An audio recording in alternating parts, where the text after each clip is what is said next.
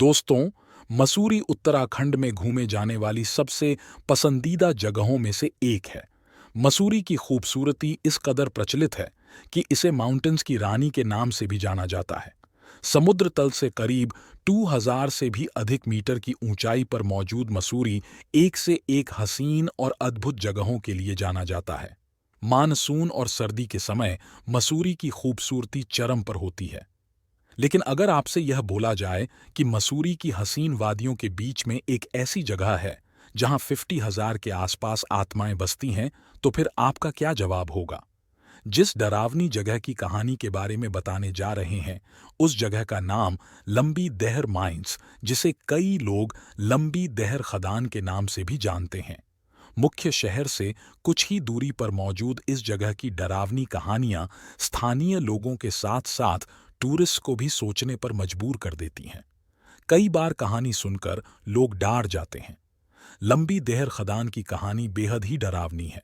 यह खदान सिर्फ मसूरी ही नहीं, बल्कि पूरे उत्तराखंड की एक खौफनाक जगह है। कहा जाता है कि इस खदान में करीब 50,000 मजदूर की मौत दर्दनाक तरीके से हो गई थी। लोगों का मानना है कि खदान में गलत प्रक्रिया से माइनिंग की जाती थी और एक दिन अचानक सभी मजदूर बीमार पड़ने लगे। बाद में मालूम चला कि सभी ने लंग प्रॉब्लम के चलते मर गए। कहा जाता है कि सभी ने खून की उल्टियां की थीं। इस घटना के बाद आसपास के इलाकों में दहशत का माहौल फैल गया। लंबी देहर खदान की डरावनी करीब 1990 से है। लोगों का मानना है कि अब यह दर्दनाक घटना हुई थी, तब आसपास का माहौल एकदम दरवान था। यहाँ अंग्रेज जबरन स्थानीय लोगों से खदान करवाते थे। जब 50,000 मजदूर मर गए, तब साल 1996 में इस माइंस को बंद कर दिया गया। कहा जाता है कि जब से यह खदान बंद हुई, उसके बाद से कभी नहीं खुली। लंबी देहर माइंस की डरावनी कहानियों में यहाँ से आने वाली चीखें भी शामिल हैं।